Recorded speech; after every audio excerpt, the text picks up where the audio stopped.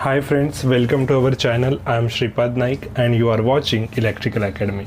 तो देखो अभी ये जो हमारा सीरीज चल रहा है role of electrical engineer in distribution power utility के ये जो पार्ट्स हमारे चल रहे हैं उसमें आपको मैं इंजीनियर का क्या काम करता है डिस्ट्रीब्यूशन यूटिलिटी में वो भी बता रहा हूँ हर एक पार्ट में, और ये भी बता रहा हूँ कि पूरा डिस्ट्रीब्यूशन पावर यूटिलिटी कौन कौन से फैक्टर्स कंसिडर करके चलता है ये भी हम देख रहे हैं। तो ये जो सीरीज चल रही है ये आपके भविष्य के लिए है, ऐसा भी हम कह सकते हैं। क्योंकि देखो अगर आपको अभी आप थर्ड ईयर या फाइनल ईयर में हैं, कोई डिप्लोमा डिग्री कर रहा है और कोई दूसरे कोई कंपनी में है और पावर यूटिलिटी कंपनी में स्विच करना चाहता है, कोई प्लेसमेंट में भाग लेना चाहता है, तो ये सब चीज़ें बहुत इंपॉर्टेंट है और आपको ये भी देखना जरूरी है कि इन सब चीज़ों में मुझे इंटरेस्ट आ रहा है कि नहीं आ रहा है। अगर आ रहा है तो ही आप उस प्लेसमेंट पार्ट में भाग लीजिएगा, बराबर।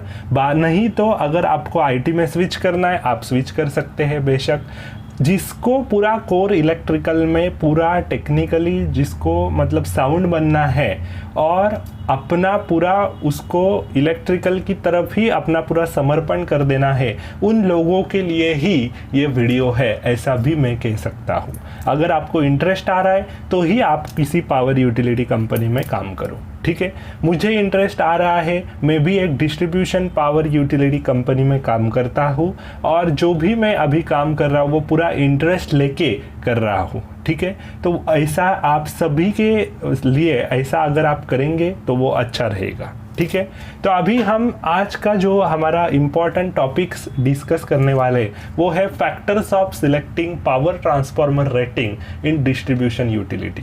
अभी देखो डिस्ट्रीब्यूशन और ट्रांसमिशन कैसे कैटेगराइज करते वो मैंने पार्ट 1 और 2 में आपको डिस्कस किया है। अगर आपने देखा नहीं है तो पहले वो वॉच कर लो तो आपको डिफरेंस पता चल जाएगा कि डिस्ट्रीब्यूशन यूटिलिटी जो है वो 33 kV के नीचे से चालू होती है डिस्ट्रीब्यूशन पावर यूटिलिटी, और 33 kV के ऊपर का जो भी है वो ट्रांसमिशन नेटवर्क है, वो ट्रांसमिशन के अंडर आता है, ठीक है।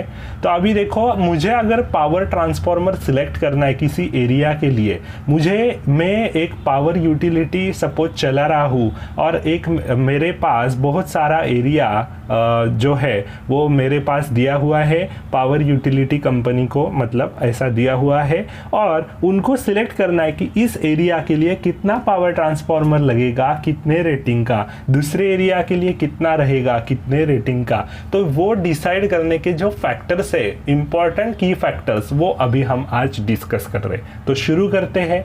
तो देखो पहला जो इंपॉर्टेंट फैक्टर है वो है actual load in ampere which is going to connect with the transformer. Suppose मान लो मेरे पास, मैंने अभी फॉर एग्जांपल इधर 2 पावर ट्रांसफार्मर लिए हैं, एक 20 MVA लिया है और एक 10 MVA लिया है।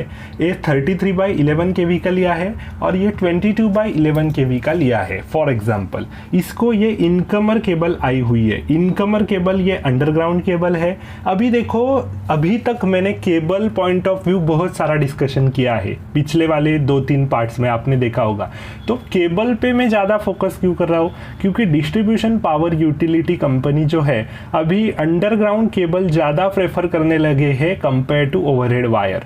गांव में या किसी छोटे छोटे सिटीज़ में ओवरहेड वायर आपको देखने को मिलेगी, लेकिन जो बड़े बड़े मेट्रो सिटीज़ है वहाँ ओवरहेड वायर डालना पॉसिबल नहीं है। अभी अंडरग्राउंड नेटवर्क ही प्रेफर किया जा रहा है। तो अंडरग्राउंड केबल के ऊपर ही पूरा मैं डिस्कशन ज़्यादा कर रहा हूँ, अभी आपने अभी तक तो देखा ही होगा।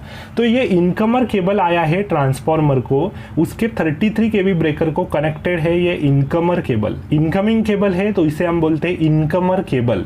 ये 33 kV ब्रेकर को मेरा कनेक्टेड है, 3 फेज है इसमें, RYB डेल्टा कनेक्टेड, ठीक है। अभी इधर सिंगल लाइन डायग्राम है इसलिए डायरेक्ट ये केबल मैंने शो किया, इसमें 3 फेजेस है और ये एक पूरा आपका 3 कोर केबल है, ठीक है। वो भी हमने डिस्कशन किया है पहले।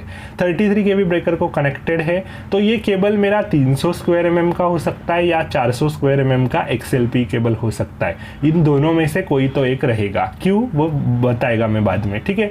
अभी देखो ये पावर ट्रांसफार्मर का रेटिंग है 20 MVA का मेरा पावर ट्रांसफार्मर है और इसका ये 11 kV का सेकेंडरी ब्रेकर है, ये ट्रैफो ब्रेकर इसे हम बोलते हैं, ठीक है। और ये कनेक्टेड है 11 kV बस को और ये 11 kV का आउट आउटगोइंग फीडर्स यहाँ से निकले हुए हैं। ऐसा एक पूरा नेटवर्क इस पावर ट्रांसफार्मर का बना। और ये मैंने दूसरा वाला पावर ट्रांसफार्मर भी शो किया है, इसका भी अलग नेटवर्क ऐसे ही बना। इसमें 22/11 का ये 10 MVA का है, 22 kV ब्रेकर को ये केबल है और 11 kV ब्रेकर 11 kV बस को कनेक्टेड है। ठीक है, तो अभी देखो मुझे पावर ट्रांसफार्मर सिलेक्ट करना है तो मैं कैसे करता हूँ। ये तो एक मैंने जस्ट एग्जांपल लिया, इसमें से आपको कोई ना कोई सिलेक्ट करना पड़ता है, अलग अलग टाइप्स रहते हैं, वो भी हम डिस्कस करेंगे। तो सबसे पहले इंपॉर्टेंट पैरामीटर क्या लेता है, actual load in ampere which is going to connect with the transformer. उस एरिया में मेरा कितना लोड अभी प्रेजेंट है, प्रेजेंट लोड कितना है कि उतना मुझे लेना ही है मेरे यूटिलिटी के ऊपर, और फिर उतना लोड मुझे अगर लेना है तो कितना वो रहेगा। 11 kV ब्रेकर को कितना लोड कनेक्ट होगा, 100 एम्पियर होगा, 200 होगा, 400 होगा, 800 एम्पियर रहेगा। तो उसके हिसाब से कैलकुलेशन किया जाता है कि अभी मेरा प्रेजेंट लोड कितना है। दूसरा इंपॉर्टेंट पैरामीटर रहता है consideration of future load demand. बाद में मेरा कितना लोड आ रहा है, 1 महीना बाद, 1 साल बाद, लेकिन कंसीडर तो करना पड़ेगा क्योंकि ये पावर ट्रांसफार्मर है। बाद में उसके ऊपर कोई लोड आने वाला है तो मैं अभी से ही उसके लिए सोचना चालू कर दूंगा कि क्यों ना मैं ज़्यादा रेटिंग का एक पावर ट्रांसफार्मर लगा दूं मेरे यहाँ। तो उसका मुझे फ़ायदा क्या मिलेगा, जब तक वो लोड आता नहीं, मतलब आने तो वाला है कुछ तो लोड। मान लो मेरे पास कोई ई व्हीकल का लोड आने वाला है, अभी इलेक्ट्रिक व्हीकल ट्रेंडिंग पे है, कोई मॉल का लोड आने वाला है, बहुत बड़ा मॉल है, कोई डेटा सेंटर का लोड आ रहा है, वो भी बहुत बड़ा है। तो आने तो वाला है, अभी तक आया नहीं है, लेकिन अभी से ही अगर मैंने ज्यादा रेटिंग का पावर ट्रांसफार्मर सिलेक्ट किया तो उसके सामने वाला जो पावर ट्रांसफार्मर है वो ज्यादा अगर लोडेड रहेगा तो उसका कुछ लोड मैं इसके ऊपर ले सकता हूं। अगर उसका कुछ फॉल्ट आता है तो उसका लोड मैं इस पे ले सकता हूँ। तो फिर ज़्यादा उसका रेटिंग अगर मैं उसके पॉइंट ऑफ व्यू अगर सोचा और बढ़ाया तो वो मेरे लिए बेनिफिशियल रहेगा। मतलब कोई इसका फॉल्ट आता है, मल्टीपल कंटिंजेंसीज हम उसको बोलते हैं। कंटिंजेंसी मतलब बहुत सारे मल्टीपल फॉल्ट्स आए और फिर इन दैट केस मुझे रिस्टोर करना है सप्लाई पूरा, तो मैं इस ट्रांसफार्मर पे वो रिस्टोर कर सकता हूँ। तो वो भी एक पॉइंट रहता है। तो सेकंड तो है मेरा consideration of future load demand कि कितना लोड मेरा आने वाला है बाद में, और तीसरा वही है margin availability consideration in case of contingency. मतलब अभी यहाँ प्रेजेंट लोड 20 MVA का मेरा पावर ट्रांसफार्मर है, इसका 11 kV साइड में फुल लोड अगर आप निकालते हैं ना वो 1050 एम्पियर आएगा, 1050 एम्पियर कैलकुलेट करके आप देख सकते। तो मान लो इसका full load capacity 11 kV side में 1050 मतलब 1050 एम्पियर है और सिर्फ 700 एम्पियर का लोड यहाँ कनेक्टेड है। तो मेरे पास 400 एम्पियर का मार्जिन बन जाएगा। अगर इसका फॉल्ट आता है तो इसका पूरा लोड मैं ये बस कपलर मार के इधर ले सकता हूँ। तो वो भी मुझे कंसिडर कर रहा है, तो इसके हम बोलते हैं मार्जिन अवेलेबिलिटी कंसिडरेशन। और फोर्थ वाला जो इंपॉर्टेंट पॉइंट रहता है वो होता है space availability in the station. Station में जगह भी है कि नहीं, क्योंकि जितना ज़्यादा रेटिंग का पावर ट्रांसफार्मर बैठाएंगे उतना जगह भी तो उसको ज़्यादा जाएगा, क्योंकि उसका वाइंडिंग भी उतना तगड़ा रहेगा, उसका इंसुलेशन तगड़ा रहेगा, उसके जो पार्ट्स रहेंगे वो भी बड़े रहेंगे। तो स्पेस अवेलेबिलिटी भी मुझे देखना पड़ेगा। ये सब चीज़ें देख के एक पावर ट्रांसफार्मर की रेटिंग मुझे सिलेक्ट करनी पड़ती है। ठीक है, तो ये मेरा एक factors of selecting power transformer rating in distribution power utility हो गया। अभी और एक पॉइंट है इसमें और एक क्या है, factors of selecting incomer cable to the transformer. अभी देखो इनकमर केबल मतलब ये वाली केबल, जो केबल इसको 22 kV ब्रेकर को कनेक्ट रहती है, वो केबल बहुत दूर से आती है। EHV extra high voltage receiving station से वो केबल आती है, क्योंकि वो 220/33 का जो मेरा ट्रांसमिशन का नेटवर्क है, पार्ट 1 और 2 आप रेफर करो अगर आपको यहाँ पता नहीं चल रहा है तो वहाँ से 33 kV का एक फीडर आया, तो वो ये फीडर है जो मेरे लिए इनकमर केबल बन गया। तो वो सिलेक्ट करना है मुझे, तो वो भी 8-10 किलोमीटर का होता है, कुछ 5 किलोमीटर का रहता है। तो कितने दूर से वो आ रहा है उस पर डिपेंड करता है कि फिर वो कितना उसका डिस्टेंस रहेगा। तो उसके लिए क्या क्या फैक्टर्स है, तो केबल के लिए भी वही फैक्टर है, consideration of connected load, additional future load demand and consideration of margin availability on cable for extra carrying of load in case of contingency। कोई contingency आता है तो फिर दूसरे ट्रांसफार्मर पे मुझे लोड लेना है, तो इस पर मैंने अगर इसका लोड लिया तो इस केबल पे भी तो लोड बढ़ेगा, सिर्फ ट्रांसफार्मर पे लोड थोड़ी बढ़ेगा, उसका रिफ्लेक्शन इस केबल पे मिलेगा। तो ये केबल उतनी कैपेबल होनी चाहिए कि उतना पूरा करंट वो कैरी पर कर पाएगी। मान लो 11 केवी साइड में मेरा 1050 एम्पियर का करंट है, तो 33 केवी साइड में कितना होगा, 1050 डिवाइड बाय 3। इतना करंट ये इनकमर केबल कैरी कर पाती है या नहीं, ये भी तो हमें देखना पड़ेगा। तो उसके लिए ये फैक्टर्स है।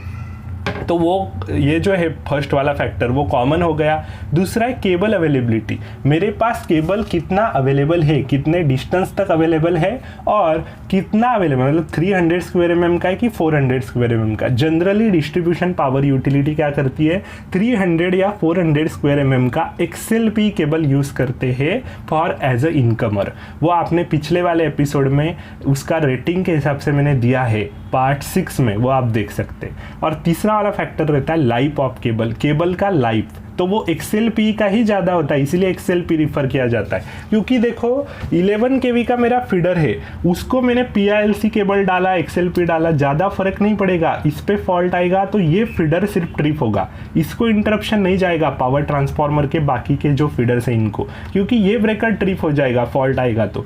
लेकिन इस इनकमर केबल पे अगर फॉल्ट आता है ना तो पूरा पावर ट्रांसफार्मर मेरा बंद हो जाएगा, सारे फीडर्स मेरे बंद हो जाएंगे। जब तक मैं ये पावर ट्रांसफार्मर का लोड दूसरे वाले पावर ट्रांसफार्मर पे नहीं डालूं तब तक मेरा ये पूरा एरिया अफेक्ट रहेगा। और ये एरिया इतना बहुत बड़ा एरिया रहता है। अगर मान लो आपका छोटा गांव है तो छोटे गांव में एक 10 MVA का पावर ट्रांसफार्मर रहता है, अगर पूरा वो चला गया तो पूरा गांव अफेक्ट हो जाता है। लेकिन अगर पूरा मेट्रो सिटी की मैं बात करूं तो उसमें तो बहुत बड़ा एरिया अफेक्ट हो जाता है। अगर ये 20 MVA का ट्रांसफार्मर गया, 10 MVA का गया, पूरा एक एरिया अफेक्ट हो जाता है। तो वो एरिया रिस्टोर भी तो करना पड़ता है दूसरे वाले ट्रांसफार्मर पे, तो उसके लिए उसका भी इनकमर केबल तगड़ा होना चाहिए और उतना पावर ट्रांसफार्मर पे मार्जिन भी चाहिए कि मैं पूरा लोड उस पर डाल सकूं।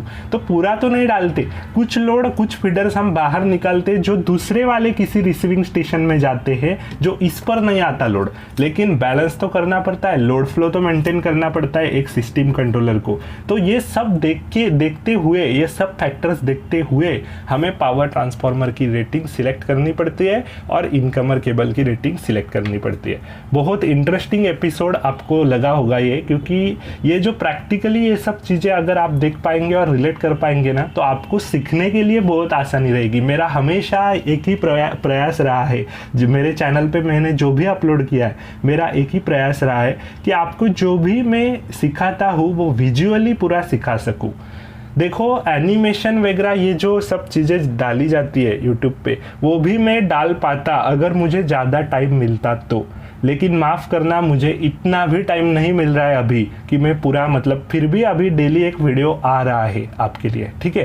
तो ऐसा नहीं है, यहाँ से मैं पूरा आपको विजुअली बताता हूँ, जो भी मैं बताता हूँ आपको अच्छे से समझ तो आप पाएंगे ही, ये मेरा गारंटी है, ठीक है। तो मिलते हैं अगले वाले एपिसोड में। अगला वाला पार्ट भी ऐसे इंटरेस्टिंग रहेगा, उसमें मैं बताऊंगा कि पावर ट्रांसफार्मर के कौन कौन से ऐसे रेटिंग्स है जो मोस्ट कॉमन है, जो डिस्ट्रीब्यूशन पावर यूटिलिटी में यूज़ किए जाते हैं। और फिर बाद में हम इंजीनियर कौन कौन से असाइन किए जाते हैं, कौन कौन से डिपार्टमेंट को, ये देखना बाकी है। ये सब हम अगले वाले पार्ट्स में डिस्कस करेंगे। तो मिलते हैं अगले वाले पार्ट्स में, तब तक के लिए goodbye and thank you very much. अगर आपको अच्छा लग रहा है ये चैनल तो लाइक कीजिए, शेयर कीजिए एंड सब्सक्राइब कीजिए। Thank you very much.